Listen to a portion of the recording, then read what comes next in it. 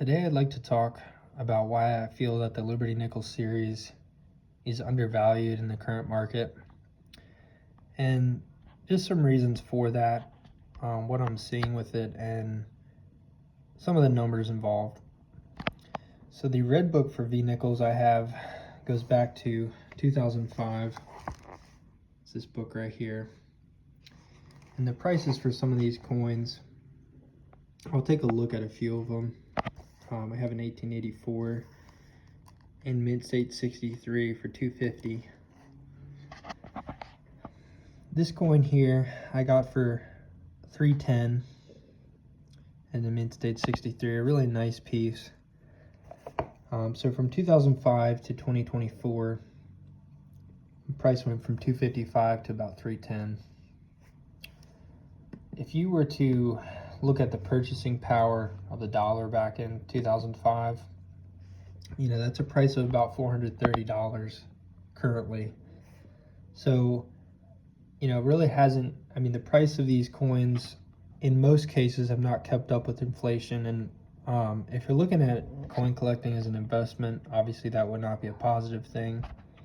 But if you're looking at it as a way to enjoy history and collecting a series of US coins, I think it's a good gauge of how slowly over time the value appreciation has been. And really, when you compare this to other series like Buffalo Nickels or Indian Head Cents, a lot of times the pricing for some of those series has gone well over the rate of inflation. And really, to see these coins trading for nearly the same price as they were in the early 2000s is pretty interesting.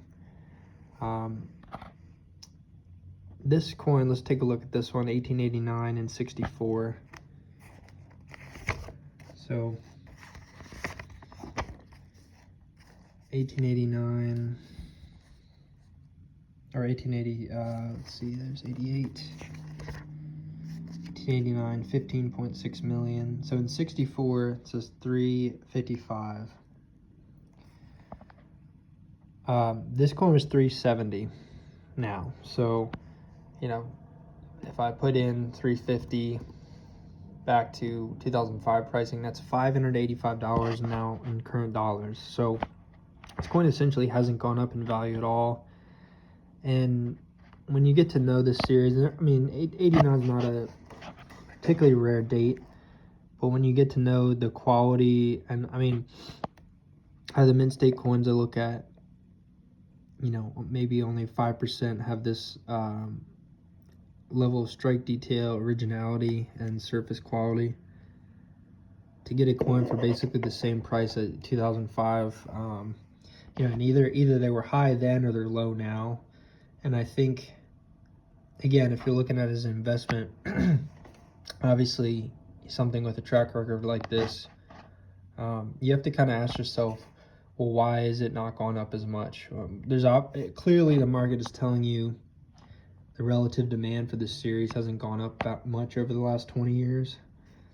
And the reasons for that, I believe, are the design itself, not as many people are really attracted to. And I think partially that's because most of the time you see these in VG, good, about good, and it really is not an attractive design worn. It's just not. There's some coins that wear well and some coins do not, and you can really like a look of a coin in Mint State and then just be totally uninterested in really circulated grades. I think this series is exactly like that. So not many people have seen a really impressive date run of V Nickels in Mint State, and therefore it's usually type collectors that are putting a no cents piece and then maybe a with cents piece.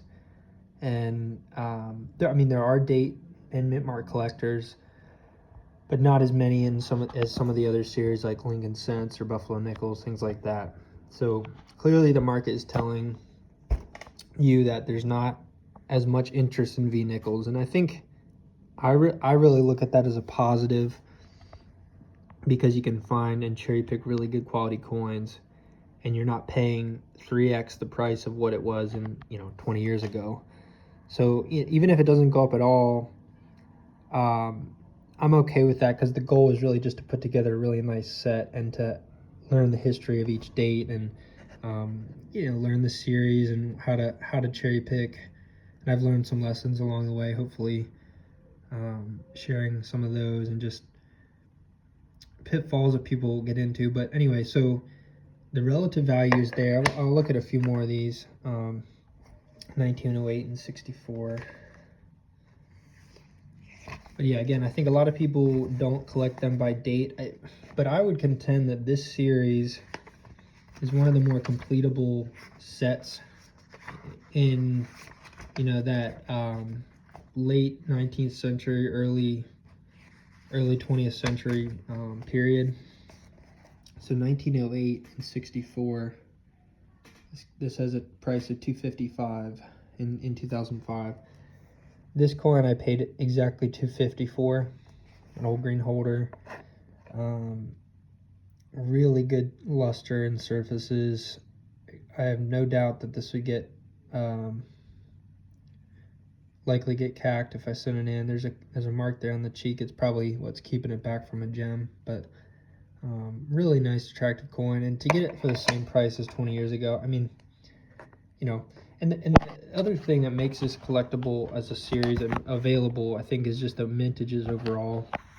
And they're not extensive, but in the post 1900 range, you get up to the 20-30 million mark. And when you hit those kind of numbers, a lot will have survived just by sheer chance, but fewer than you might think. That nickel is just not, particularly in the 1880s, 1890s, the nickel is just a workhorse of a coin, and not many people were stashing them away, whereas things like dollars or gold or half dollars tend to either sit in bank vaults as non-circulating reserves, or not be kept out as much as larger silver coins were at the time. So I think the relative value is there. Another thing I think is happening in the current market is just not as many people are putting together date and mint mark runs of particular series. It's still happening in the most popular series, but it's a lot to go through 30 coins of the same general look. So the only thing changing the date or the mint mark.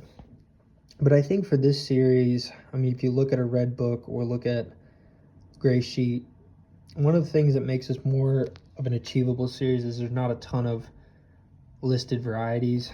There's tons of Morgan Vams, there's tons of, if we were going to look at like half cents or large cents, there's tons of really small die variations that, for people that like to complete something and kind of check each one off, it's just almost never ending. So you might end up with like 3 or 4 the same year because of different die characteristics.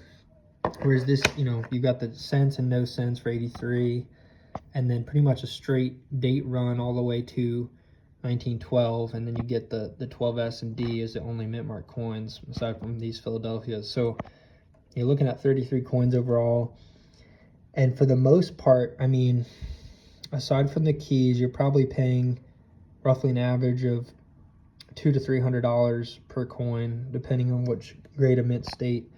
My real contention is that this series in 62 to 64 is just extremely undervalued in terms of in terms of the nicer coins that you can cherry pick.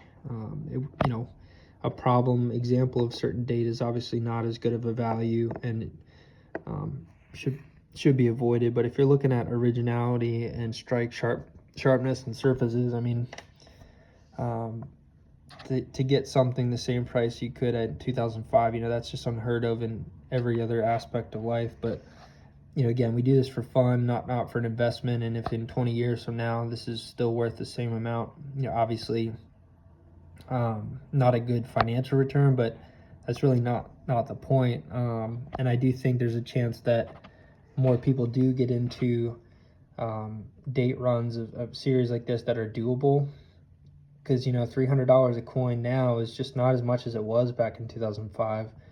I mean, this is getting almost to the point of a series where, you know, a teenager or someone young in their career can afford to put it together for a reasonable amount over time. And there's just fewer and fewer U.S. series that are really like that. So just some thoughts on the overall value of the nickel series, and you know, you can apply some of those to other types of sets, but you can't really argue with the market. The market's just saying the demand is tepid. There's just not a lot of bid activity on certain lots, but it really gives you an opportunity to get high quality pieces. I mean, like this 1908, we went through a few of the others that I had been looking at, and this one just head and shoulders for the same price or even lower than a few we looked at. And there's just a lot of opportunities in this series to do that. So I encourage you to get into it and really not look at this series as a financial investment at all, and look at it as something fun that you can learn history at a relatively affordable price, you know, historically. And that's just harder and harder to do in coin collecting now. A lot of the values have just gone up so much over the last few years, and you get to the point where you think, man, there's no really series that you could collect a full date run of anymore at a relatively reasonable price. And you know, the V Nickels, if you did that and got the 85 and 86, you know, and somewhere, you know, find a VF or something or whatever you can afford, it still brings the cost of this series down a lot. But anyway, just a few thoughts.